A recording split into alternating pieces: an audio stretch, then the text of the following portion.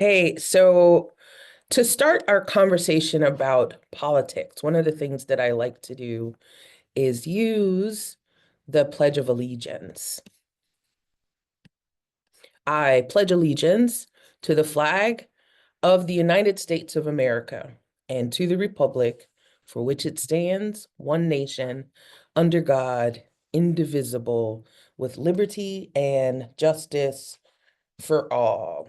Even if you don't know anything yet about politics, the fact that we have a flag that is representative of our nation and we make this pledge to it, we are saying a lot about sort of politically just where we stand and how we are set up. And one of the first things that I want to point out is that the language under God is relatively new. It's not been there for 100 years yet, maybe about 50, 70 years. Um, it was the thing that we added to the pledge in the middle of the Cold War, this ideological war with Russia or against communism, for instance. And again, I am not a historian or historical sociologist, so I don't usually give you the kind of details that you should run with. But coming off a conversation of the economy, and in part the conversation that we had about religion, one of the things that the addition of under God allows us to do is continue to push against this idea of communism or socialism, specifically in the ways that it contradicts and challenges capitalism. If you remember, we were talking religion. Max Weber wrote that book that sort of looked at the Protestant ethic in the spirit of capitalism. And he made that argument that capitalism really fits within a Protestant idea of working hard, building wealth, following your calling, building profit or going after profit, mostly because that was the thing that brought you closer to God. So it really fit in this idea that competition is the way to go, profit is the way to go, capitalism is the way to go. And so under God was our great big statement against what we considered to be against what God might want us to do in that socialist kind of system. And so if you haven't watched the videos, if you haven't been in any of the face-to-face classes, in understanding that dichotomy between capitalism and socialism, then you might want to go back and just think about economy. It's the reason why I tend to teach economy before I teach politics, because this great big statement includes some understanding, first and foremost, about that dichotomy between the two. Another one of those dichotomies that show up in this statement is right at the end when we say liberty and justice for all. And the reason why that is very contradictory, I think, is that when we think about our political spectrum, we always tend to go through sort of liberal on the left, conservative on the right, Democrat on the left, Republican on the right. Just in general, the left and the right, it's this very extreme sort of idea of these two polarizing ideas. But in that same idea of capitalism versus socialism, at the basis of that question is who can own personal property, for instance, or who can own and control natural resources, for instance. In a capitalist society, or an economy that is capitalist at its base, then you can have private ownership. What also goes with that private ownership is very much a rejection of state-run things or the government telling you how to do things. It's sort of the idea of liberty and freedom. And we know that the US or this country is founded on these ideals of being able to make your own choices, being able to not have to do what the king does. Our Declaration of Independence says that we're going to do things differently around here. We're going to allow for the freedom of choice, the freedom of business, the freedom of enterprise. Well, that's a lot of what that liberty is about. Liberty is about being free from oppressive restrictions imposed by the government or others. And that's a lot about what, capitalism is about. Let the system run and let it be what it's going to be, and don't impose all of these restrictions and regulations on it. On the other side of that, justice for all says a lot about sort of fairness and making sure that everybody gets what they need and everybody's rights are protected.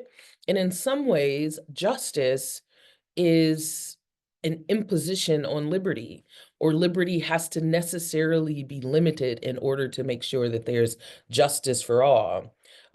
By giving justice or promising equality and balance, and making sure that that equality is protected and preserved, we're saying that there's going to be some limits to the kind of liberty that you have.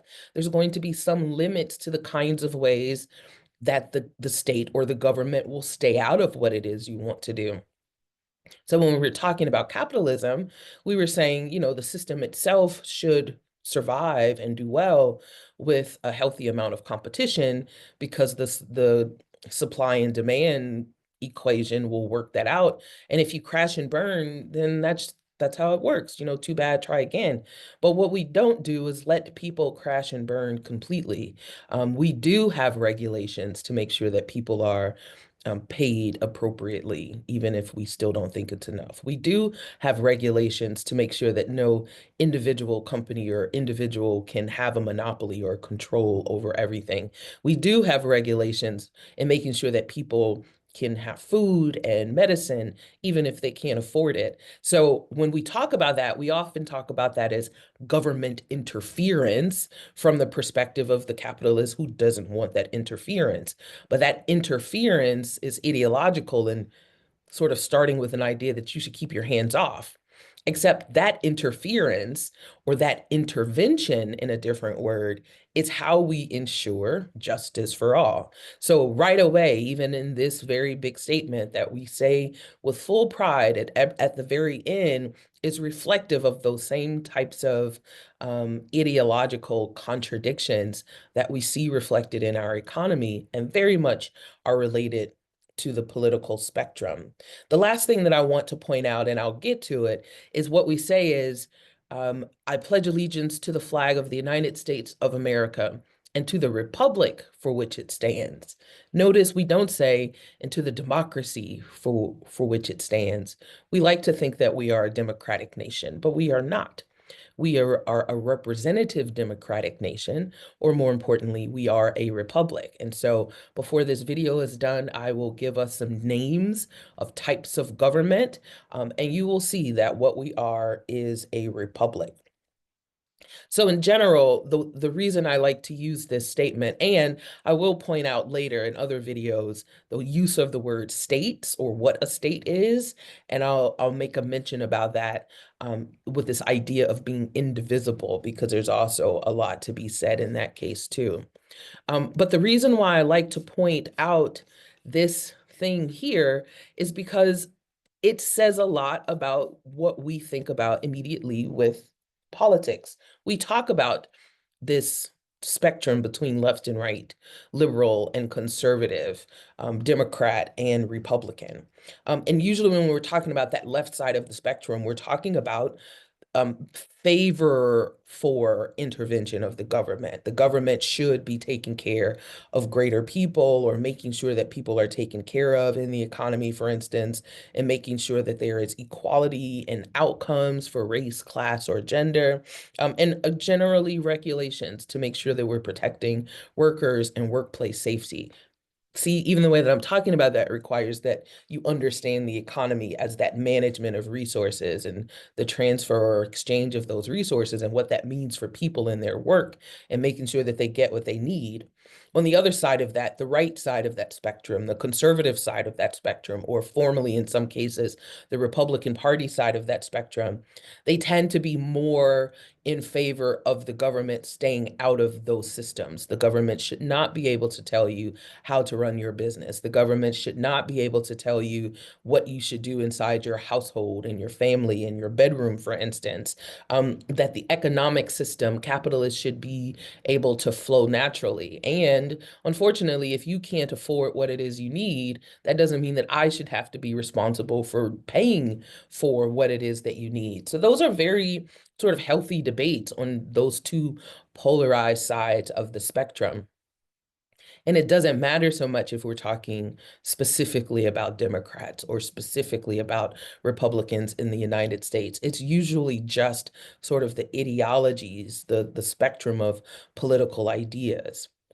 So what is politics? I will do that thing while I link that video on the Crash Course Sociology talking about politics, and she gives you a definition that it is the social institution by which society organizes decision-making and distributes power and those resources. Again, if you've paid attention to the conversation about the economy, then thinking about those resources are important. But we know that politics is about power, specifically about who gets to make the decisions about how we do that. You and 1,000 friends decided to turn your interest in babysitting as your Saturday hobby into your babysitting business. You decided to formally organize as a business. The first thing you do when you pull out that spiral notebook is you decide who's the president, who's the vice president, who's the secretary, who's the treasurer. And we talked about that when we talked about that shift between groups and organizations. When do you become an organization? When you formally organize to be able to take care of something and focus on what those goals are. Well, in that formal organization, you make some decisions about the chain of command. Who has the power when we have to break a tie, for instance? Who is responsible for making sure that customers get their phone calls answered, or making sure that the money that we get paid gets deposited into the bank? Or what do we do if somebody is missing an appointment that they were supposed to make? You come up with all those organizing rules.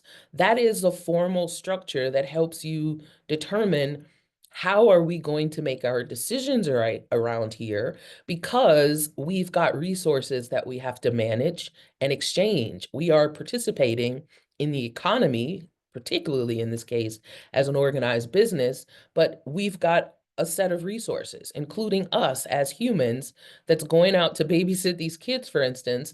We need a system by which we manage those resources and determine the power structure, because we've had decisions to make. That is politics. That's what politics is. Your book doesn't usually give a very good definition of politics, so I'll give you a longer one than the one that you get from the Crash Course Sociology course. It's a social institution that shapes the governance and decision-making processes. You know that. Through a complex system of power, authority, and collective action. Who's got the authority to be in power? How does that person get the power in that way? And collectively, what does that mean for the people who are being governed? What does that mean for the power of the people, for instance, in that situation? That determines how resources, rights, and responsibilities are distributed. What kinds of things do you have a right to have? And if you have a right to things like food and water and medicine, then what are your responsibilities to make sure that you get it? Is the government responsible for making sure you get it, or are you responsible for going to work or contributing a certain amount of your labor in order to earn, right? So all of the stuff that we know about is in that definition. A social institution that shapes the governance and decision-making processes through a complex system of power, authority, and a collective action that determines how resources, rights, and responsibilities are distributed. A very convoluted, long definition of things that you know about. But the reason why I want you to know that definition specifically as to the way that, again, we want to structure social institutions is because often when we say politics, even in our introductory textbooks, the first thing we think about is government. Not different than as soon as we say education, the first thing we think about is school. But what I want you to remember in this conversation of this social institution is that the government is like the Babysitters Club. It is the way that we decided to formalize our decision-making process as a society. A government is just a formal organization that regulates politics, that system that we put together related to decision making and power and authority and collective action to make sure that those resources are distributed and those rights are distributed and those responsibilities are distributed and understood. The government is just the formal way that we've done that. It's not the only way that we would have done that. Because in addition to the government, there's also, again, the position of the people in the society. We created a government and we put them physically in Washington, D.C. for the country, for instance, or Springfield for the state of Illinois, for instance. But they don't then become the whole of the country. They're just the ones who get up and go to work every day, literally to do the government's business.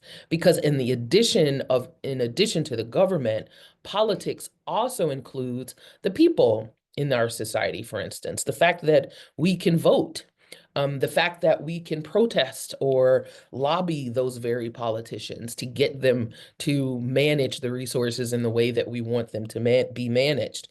We can join political parties formally. Again, we can have political ideas and political ideologies that we believe in, but we can also formally become a part or a member of the Democratic Party or a member of the Republican Party or any other political party. You don't have to join any of those political parties to agree with their beliefs, but you can participate in them very formally. Or we can participate in social movements, and in organized ways, push the things that we are interested in forward or challenge the things that we're not interested in, to try to get them to stop.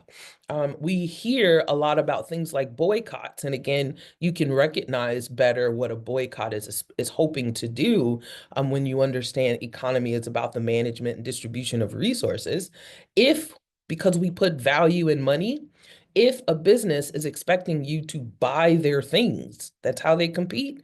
They need you to buy their stuff. They've got the supply. They want you to show up. If they do things that you don't like, they participate politically in ways that you don't agree with, then you can make that statement by saying, I'm not buying your stuff then.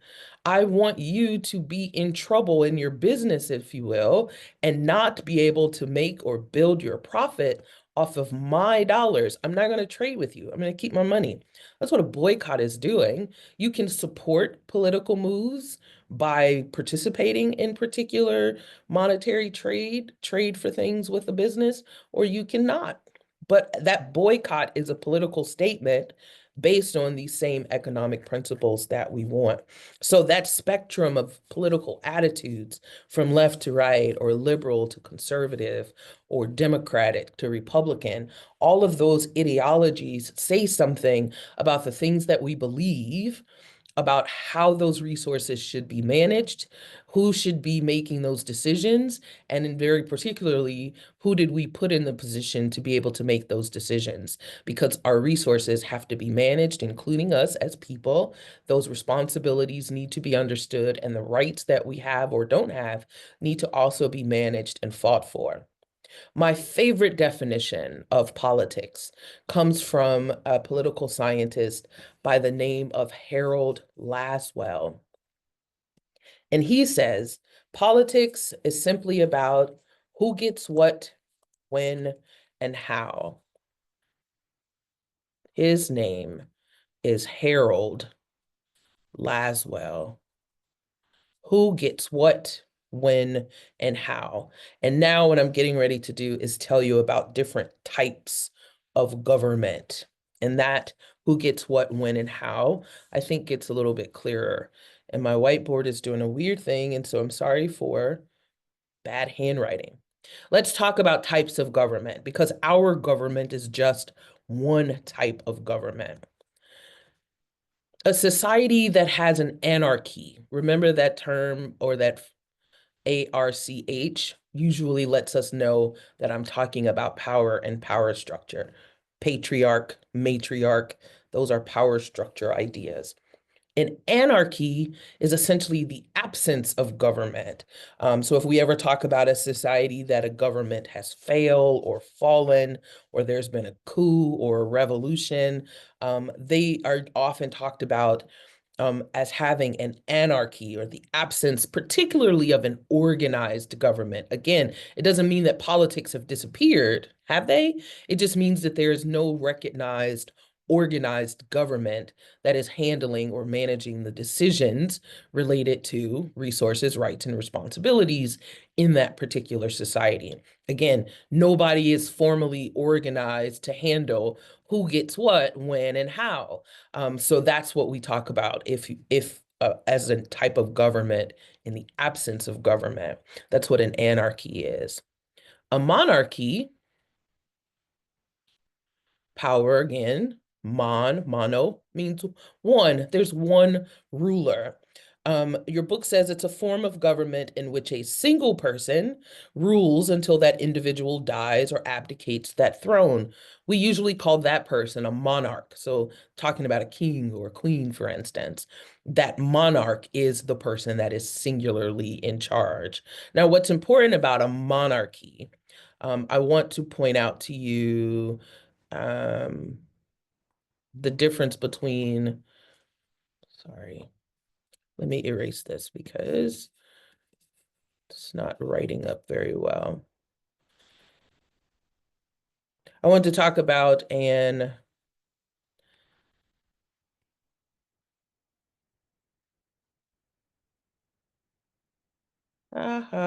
that's really bad. I'm going to see if I can type. And authoritarianism. Authoritarianism and what that means in relationship to a totalitarianism, right? Authoritarianism, I don't think your book does this, or the current book that I'm using doesn't tell you exactly what this is. It's a form of government that keeps people out of participating in their governance, leaving it only to the elites. Here's why I want to make that distinction. In a monarchy, you may have a single person who is something like the king, right? And the king is responsible for making the decisions about the people. It is making the final decisions about rights in resources and responsibilities, making the final decision about who gets what, when, and how. The monarch, although they're the single person in charge, they often operate with people around them. They have ministers, or they have a cabinet, or they have a group of advisors.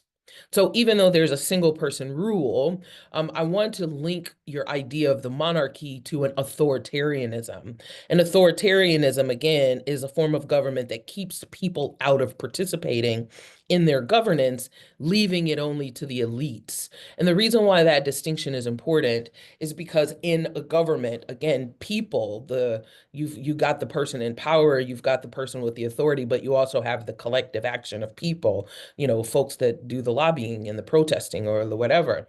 The people are also involved in some ways, sometimes in the monarchy. We hear stories about the monarch holding court or, hiding themselves amongst the people to figure out what it is that they need. Or there may even be formal processes where they can, let you know that this is what it is that we want.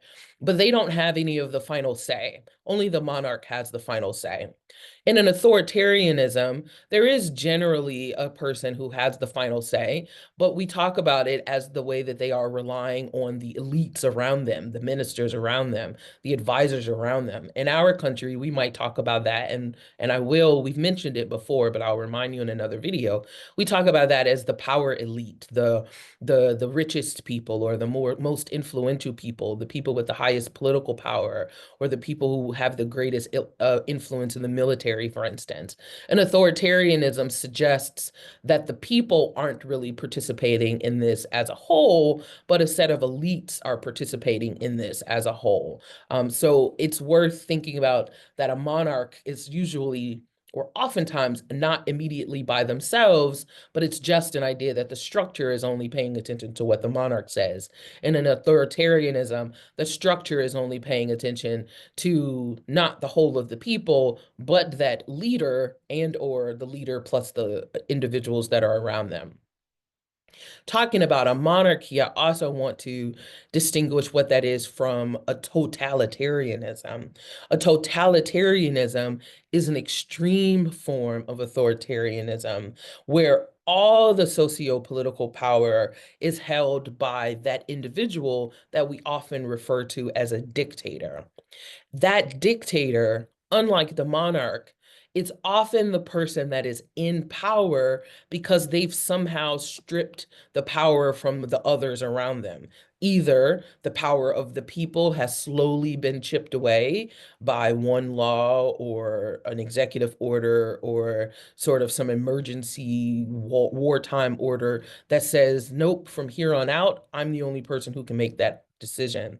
And that also means, too, that you're no longer really even talking about the elite structure that is around that particular person in order because they've slowly chipped away at the advisors or the cabinet or the ministers or whoever it is that are around them. So I want to make that distinction again between the monarch and the dictator, is that we're still talking about a single person in charge, but how that single person is making those individual decisions sometimes is dependent on the trickle of information and influence from either the people or from the elites that are around them, the most powerful are around them, all the way up to nobody. It's just me. The other distinction that can be made between the monarch and the dictator, for instance, is that a monarch is often in the leadership position because of that family lineage. Again, these social institutions are never really separate from one another. But we talked about lineage patterns. We know in the royal family in the UK, for instance, that when Queen Elizabeth died, her son, Prince Charles, was going to be king. And we know that when Prince Charles dies, his son, Prince William, is going to be king. And we know that because that's how the lineage structure is in that family and in that system, that monarchy, right? And so the monarch's power is passed along in a very particular way. And we'll talk about that also in this series about politics. That's not how it works for a dictator. A dictator is sometimes very much elected into office by the people in a formal government that worked in a way that represented the people somehow, and then slowly, by whatever circumstance there was, becomes the dictator. And if I'm the dictator, I may then figure out how to appoint the next dictator. That's a whole other story, for instance. But that form of government is a totalitarianism with a single person in charge. It's not the same as a monarchy. But again, it's just a type of government. Something that is not a monarchy or an authoritarianism or following the rules of a totalitarianism is a democracy. Sorry, I forgot to turn my pencil back on.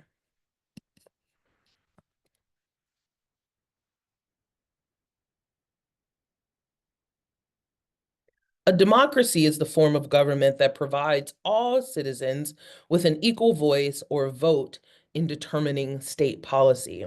So this is the thing that we generally think about, where people get to go to the ballot and vote for the person that they want to have in office to do something. But here's where I want to remind you, and I'm trying to figure out how to stop sharing this whiteboard so that I can take us back to the Pledge of Allegiance. You notice we say to the republic for which it stands and not to the democracy for which it stands. It's because we are not a democracy. A democracy says that all citizens have an equal voice or a vote in determining state policy. If we were a democracy, that would mean that every time our formal government, if we had a formal democratic government, every time our formal democratic government had to make a decision, then we would all have to show up in Washington, D.C., for instance, every day to put in our vote. And maybe we'd have better online systems to vote, but that means we'd have to vote every single day in order to make those decisions. That is not a very practical thing to do in any society, and certainly not in a society as large as ours. Another type of formal government, similar to a democracy, is called a representative democracy. A representative democracy is a form of government where the people hold the power and they elect representatives to exercise it. That is what we are. Another word for representative democracy is republic. That is why we say we pledge allegiance to the flag of the United States of America and to the republic for which it stands. Our flag stands for or is a symbol of our republic. This is why I like the definition of who gets what, when, and how, because politics is about making decisions about who gets what, when, and how. And what we do is say, in our country, we are not a monarchy. We do not practice totalitarianism, and we are always fighting against the extreme form of totalitarianism and authoritarianism. We do not want to be ruled by a dictator. And the reason why is because we don't want to take away the power of the people. And the way that we exercise our power of the people, even though we've created the Babysitters Club, a formal government, is we want our voice to be counted. But we are not counting our voice democratically. We're counting our voice by electing representatives who then go take care of it. When we go to the ballot box, and we vote for the people who then work for the government. When we vote for our politicians to be representatives in Congress or senators in Congress, or ultimately the president and the vice president of the United States, we're saying your job is to go participate in this formal government that we created, and you should be doing the work to make sure and make the decisions about who gets what, when, and how. So we elect representatives to promote the policies or make the political decisions that favor our interest. So if we are left-leaning and we have ideologies about the ways that we think that the government should make sure that there's appropriate social services to take care of people in their needs, for instance, then we should elect representatives who believe the same thing, because when it's time to make the vote about policy A, B, or C, then they are more likely to vote in the ways that is representative of our issues. That's why we elected them to go there. If we believed that the governments and their, crazy regulations about business, they need to stay out of people's business and decision making, then I'm likely going to vote for a representative who believes that too, and send them to go make those decisions on my behalf to protect my interests. So we are a representative democracy or a republic. And the reason why that's so important to recognize is because we like to say, because it's very comfortable to say things like politicians are corrupt. Politicians make a whole lot of promises about what they're going to do, and then they don't go do any of those things. Can politicians be corrupt? Absolutely, but there's nothing inherently corrupt about a politician, for instance. In fact, we elect them to go get a job. Talk about the craziest job interview ever, the most expensive job interview process ever, when they have to campaign for years. And people who are elected to the House of Representatives that serve terms of 2 years at a time, they are always campaigning to keep their job. I've never had to campaign like that to keep a job, right? They are put in a position where they're telling you, please elect me, send me there to go take care of this thing that you want. Let me be the person who shows up and vote for your interest. But they are one of 435 people in Congress, for instance, who show up, and all those other 434 people have shown up to do the same thing. They're all trying to vote in a way that is representative of their constituents back home. And that means that sometimes we're going to get what we want. Who gets what, when, and how. Sometimes we're going to get what we want, but we're not going to get it when we want it.